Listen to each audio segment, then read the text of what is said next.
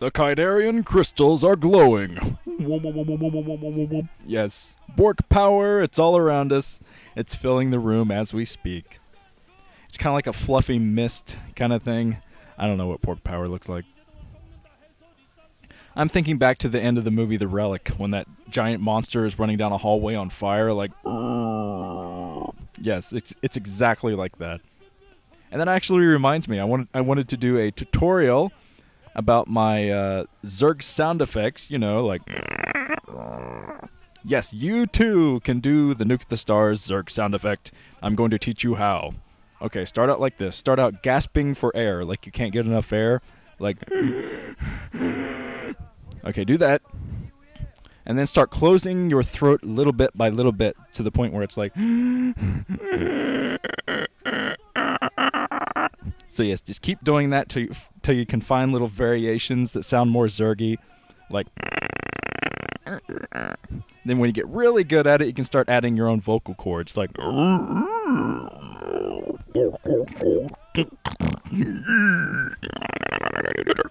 Yes, you might gag a bit, which I almost did right there, but that's okay. Practice makes perfect. It's alright, I hope everyone does that inside the game. This is kind of where I wish that I had like an audience in front of me. Like when George Carlin used to go, everyone pop their mouth, and then everyone in the audience did. Freaking hilarious.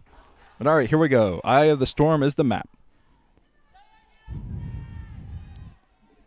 Except, over at the 10 o'clock position in Beige is Jaedong. That means at the 2 o'clock position in Brown is Stork.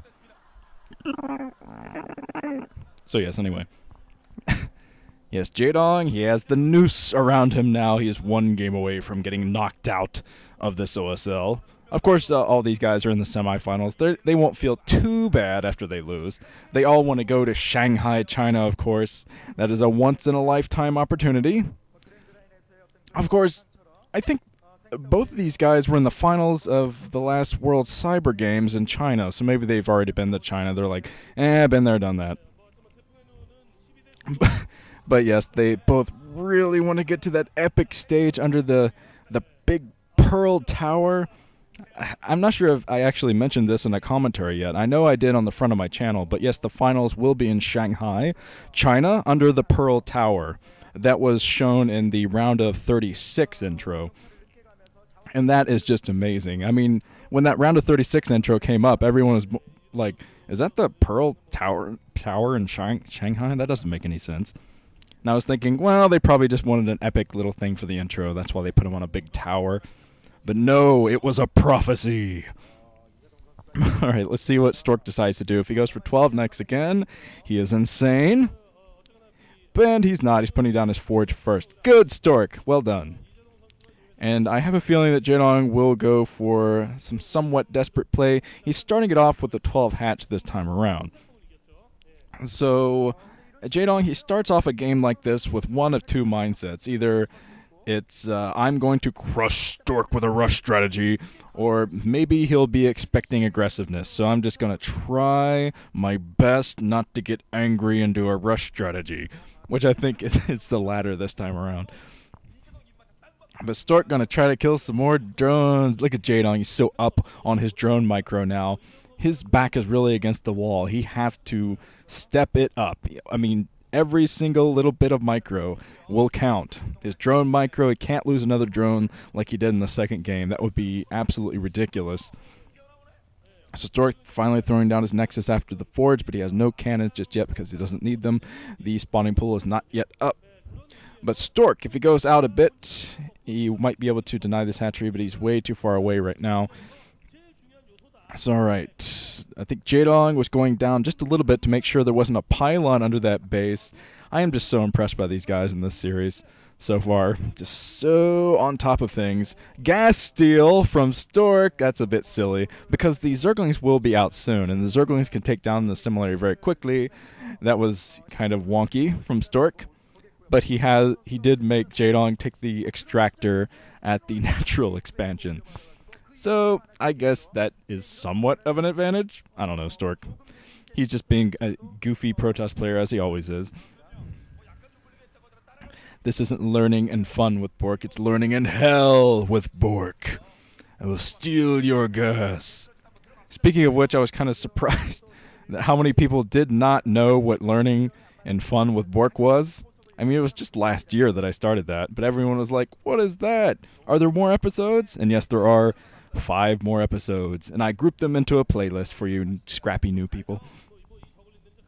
But anyway, Jaedong looking all over the place for Stork cheesiness, perhaps a new base from Stork, maybe Stork looking around.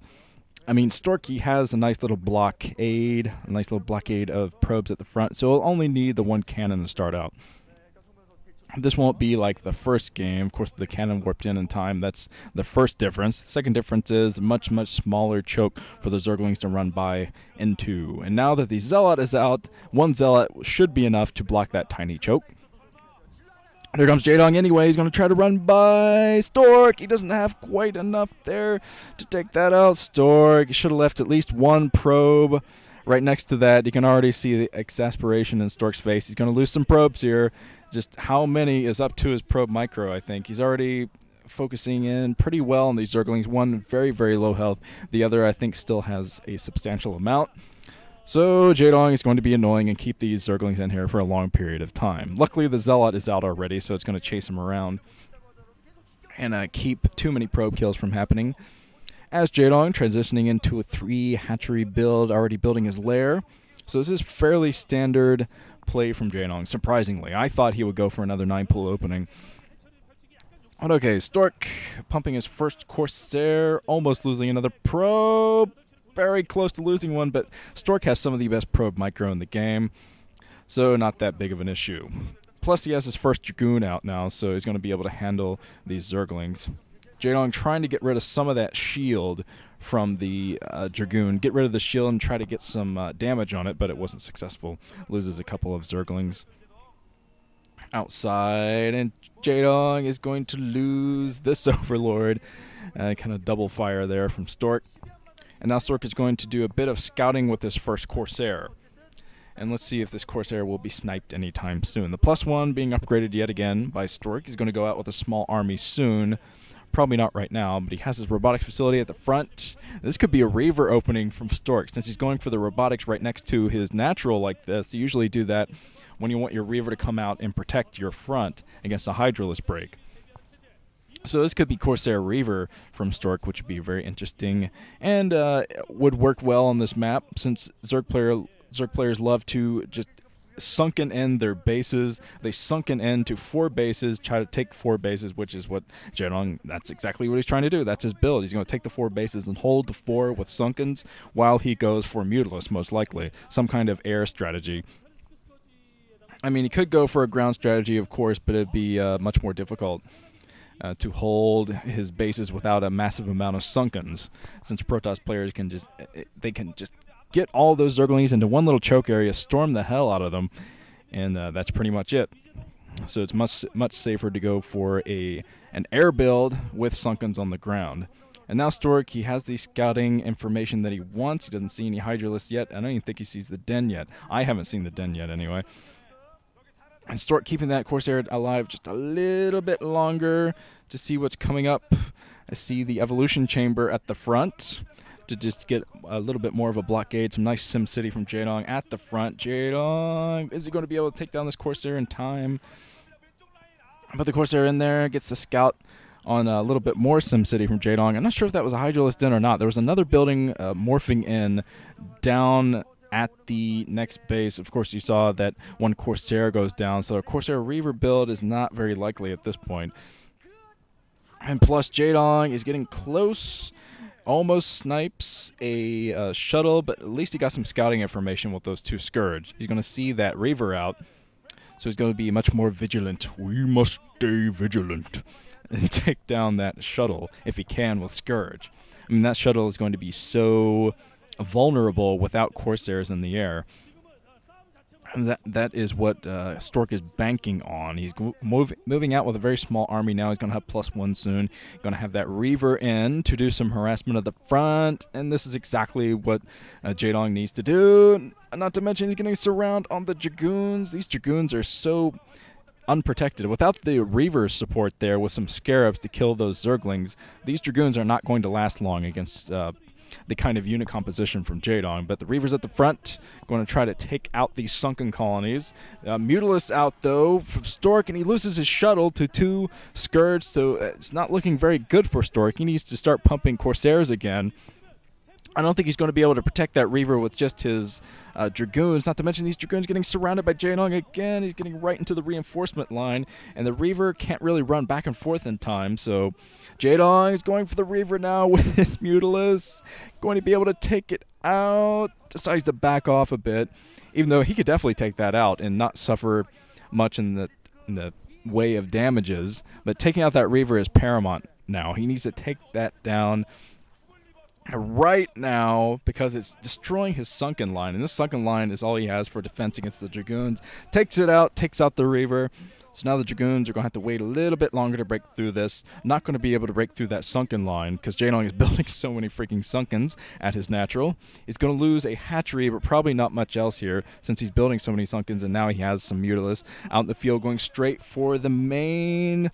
And Stork is only on 2 mining bases. He's trying to end it from the 2 by doing this, breaking through the sunkens, but Stork backing off, knowing that he won't be able to tackle that with his ground army, and he has some Corsairs out, but he's not able to pump enough Corsairs. He didn't even build any cannons inside of his main, so he's going to lose every single probe inside of his main. Stork going for the kill, but Jaedong has built a massive amount of sunkens at his natural expansion, and Stork is not going to be able to break this. Nope, GG.